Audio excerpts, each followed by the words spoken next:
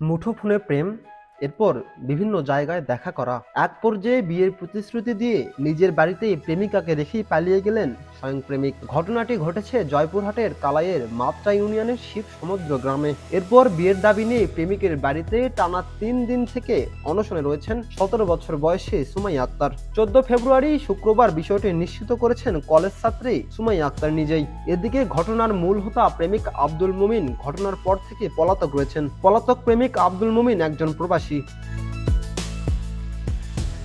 জানা গেছে প্রবাস থেকে ছুটি নিয়ে বাড়িতে এসে বিয়ের প্রলোভনে ওই কলেজ ছাত্রীকে তার নিজ বাড়িতে রেখেই পালিয়ে যান প্রেমিক।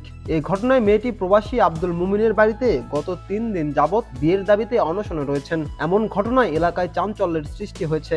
এ বিষয় নিয়ে ভুক্তভোগী কলেজ ছাত্রী সুমাইয়া আক্তার নিজে মুখ খুলেছেন। তিনি জানিয়েছেন, ২ বছর আগে উপজেলার মাত্রা ইউনিয়নের শিব সমুদ্র গ্রামে আব্দুর রাজ্জাকের ছেলে আব্দুল মুমিনের সাথে মুঠোফোনে প্রেমের সম্পর্ক গড়ে ওঠে। একই এলাকায় হয় প্রায় দুজন বিভিন্ন স্থানে দেখা করতেন। গত ১১ ফেব্রুয়ারি বিয়ের আশ্বাস দিয়ে বাড়িতে আসার কথা বলে সুমাইয়াকে রেখেই কৌশলে পালিয়ে যায় প্রেমিক।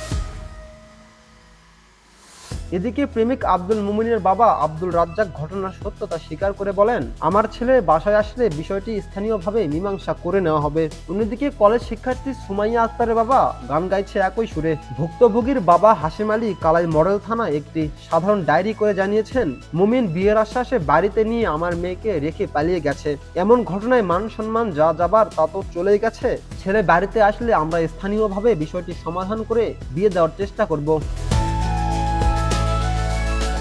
এমন ঘটনায় এলাকায় চাঞ্চল্য সৃষ্টি হয়েছে। আশপাশে এলাকার মানুষ বিষয়টি দেখতে ভিড় জমাচ্ছে প্রবাসী ও পলাতক প্রেমিক আব্দুল মুমিনের বাড়িতে। স্থানীয়রা জানিয়েছেন, বিয়ের দাবিতে ৩ দিন থেকে প্রেমিক আব্দুল মুমিনের বাড়িতে অবস্থান নেন ওই কলেজ শিক্ষার্থী। কিন্তু প্রেমিক আব্দুল মুমিন পলাতক থাকায় তার স্বজনরা ওই শিক্ষার্থীকে মুমিনের বাড়িতে রেখেছেন।